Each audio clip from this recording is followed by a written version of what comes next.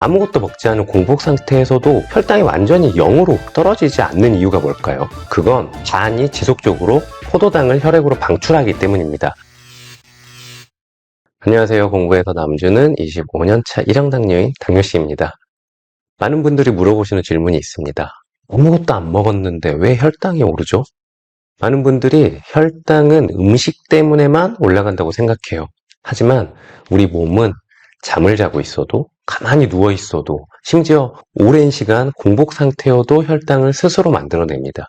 그 일을 하는 기관이 바로 간 때문이야. 예, 간입니다. 간은 우리 몸에서 많은 일을 담당해요. 우리가 가장 잘 아는 해독 기능을 하고, 알부민, 응고인자와 같은 생존과 관련된 물질도 만들고, 비타민 A, D, 쿠퍼세포와 같은 면역 기능도 수행해요. 그리고 또 하나 중요한 기능이 간은 탄수화물, 지방, 단백질과 같은 대사 조절을 또 합니다. 쉽게 이야기하면 간은 공복 혈당을 유지하는 기관이에요. 오늘은 우리가 음식을 먹지 않아도 어떻게 혈당이 올라가는지에 대한 간에 대한 이야기를 해보려고 합니다. 자, 생각해보세요. 아무것도 먹지 않은 공복 상태에서도 혈당이 완전히 0으로 떨어지지 않는 이유가 뭘까요? 그건 간이 지속적으로 포도당을 혈액으로 방출하기 때문입니다. 이를 의학적으로 간 포도당 생산이라고 하는데, 간은 두 가지 방법으로 포도당을 공급합니다. 첫째, 기존에 저장해둔 글리코겐을 분해하는 방법. 둘째, 젖산, 아미노산, 지방에서 나온 글리세롤 등을 이용해서 새로운 포도당을 만드는 당 신생 방법. 우리가 공복이 시작되면 글리코겐 분해가 혈당 유지에 중요한 역할을 하고, 오랜 시간이 지나서 간의 글리코겐 분해가 줄어들수록 당 신생의 비중이 점점 커집니다. 우리가 밤에 잠을 잘 때 이 두 과정이 모두 의미 있게 기여가 되고, 더 오랫동안 공복이 지속된다면 보통 공복 12시간 이후가 되면 당 신생이 주요 포도당 공급원이 돼요. 하지만 간은 마음대로 포도당을 만드는 게 아니고요. 정교한 호르몬 시스템에 의해서 포도당을 생산합니다. 간 포도당 생산은 코티졸, 에피네프린과 같은 스트레스 호르몬과 성장 호르몬 등 여러 요인들의 영향을 받지만, 가장 핵심적인 포도당 조절 축인 인슐린과 글루카곤이 중요한 역할을 합니다. 인슐린과 글루카곤은 췌장의 췌도, 랑게란스 섬에 있는 베타세포, 알파세포에서 분비가 되죠. 먼저 인슐린은 간에서 포도당 생산을 억제합니다. 우리가 식사를 하면 인슐린이 분비되죠. 인슐린은 간에서 여러 신호 전달 과정을 통해서 당 신생 관련 유전자 발현을 억제하게 됩니다. 대표적으로는 액트폭스-1 경로 등을 통해서 펩시-K, G6페이지와 같은 효소 발현을 감소시키고, 동시에 글리코겐 분해를 줄이고 글리코겐 합성을 촉진합니다. 몸에 포도당을 저장하는 거죠. 즉, 인슐린은 간 포도당 생산을 전반적으로 억제하고 합성하는 역할을 합니다. 그리고 또 다른 췌장에서 분비되는 글루카곤은 간을 자극합니다. 공복이 되면 인슐린은 감소하고 글루카곤은 증가합니다. 글루카곤은 CAMP, PKA라는 2차 신호전달 경로를 통해서 당 신생 관련 효소 발현을 증가시키고 글리코겐 분해를 촉진합니다. 결과적으로 간의 포도당 생산은 증가하게 되죠. 이것은 우리 몸에서 일어나는 정상적인 생리 반응입니다. 공복 상태에서도 저혈당을 막기 위한 필수 기능이죠. 많은 당뇨 환자들이 새벽이나 아침 시간대에 혈당이 상승하거나 인슐린 요구량이 더 많아지는 걸 경험하셨을 거예요.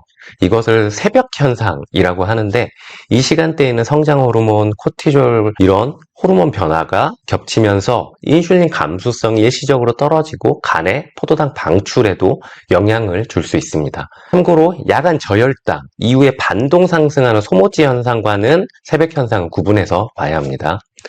그럼 1형 당뇨 환자들의 경우를 예로 들어볼게요. 비당뇨 환자나 2형 당뇨 환자의 경우에는 몸에 인슐린이 항상 존재하죠. 공복 상태에서도 간 포도당 생산을 적절하게 억제시킵니다. 하지만 1형 당뇨 환자들은 몸에서 생산하는 인슐린이 없기 때문에 공복 상태에서 간을 충분히 억제하기 어려울 수 있어요. 그래서 간의 포도당 생산이 과해지기가 쉽고, 상대적으로 글루카곤 신호의 영향이 커지면서 기저인슐린 주사를 적절히 맞지 않으면 아무것도 먹지 않은 공복 상태에서도 혈당은 서서히 상승할 수 있습니다. 그럼 이번엔 2형 당뇨 환자를 살펴볼까요? 2형 당뇨에서는 E형 당뇨에서는 인슐린이 완전히 없어진 것이 아니죠. 오히려 초기에는 인슐린이 정상 상태보다 더 많이 나올 수도 있어요. 그런데도 공복 혈당이 올라갑니다. 이때 중요한 개념이 간 인슐린 저항성입니다. 정상적이라면 인슐린이 간에서 당 신생을 억제해야 합니다. 하지만 E형 당뇨에서 인슐린은 존재하지만 신호 전달이 충분히 작동하지 않고 간 포도당 생산 억제가 불완전해질 수가 있어요.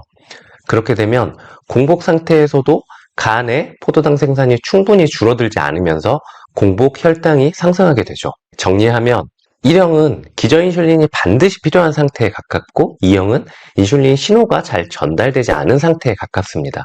그래서 2형 당뇨 환자에게 메트포르민이 1차 약입니다. 핵심은 단순해요. 메트포르민은 간의 포도당 생산을 감소시킵니다. 현재까지 알려진 기전은 여러 가지가 있지만 메트포르민은 간 세포에 미토콘드리아에 영향을 주어서 세포의 에너지 상태를 변화시키고 그 결과 당 신생이 억제되는 방향으로 대사가 조정되는 것으로 이해되고 있습니다. 논문에는 AMPK 활성화가 관여할 가능성도 제시되어 있고 글루카곤 신호에 영향을 줄 수 있다는 설명도 있습니다. 하지만 중요한 메시지는 메트포르민은 혈당을 억지로 낮추는 것이 아니라 간이 과도하게 만들어내는 포도당을 줄여주는 약입니다. 네, 오늘 말씀드린 내용을 정리해 볼게요. 첫째, 간은 공복 상태에서도 포도당을 만든다. 둘째, 인슐린은 간 포도당 생산을 억제한다. 셋째, 글루카곤은 간 포도당 생산을 촉진한다. 넷째, 1형 당뇨에서는 인슐린이 생산되지 않기 때문에 기저인슐린 주사를 필수적으로 맞아야 한다. 다섯째, 2형 당뇨에서는 간 인슐린 저항성이 작용할 수 있다. 메트포르민은 간 포도당 생산을 줄여준다. 네, 오늘은 여기까지고요. 제 채널에 좋은 영상들이 많이 있으니까 구독과 좋아요 그리고 주변 분들께 공유도 많이 부탁드리겠습니다. 지금까지 공부해서 남주는 25년차 1형 당뇨인 당뇨씨였습니다. 다음에 또 만나요. 안녕.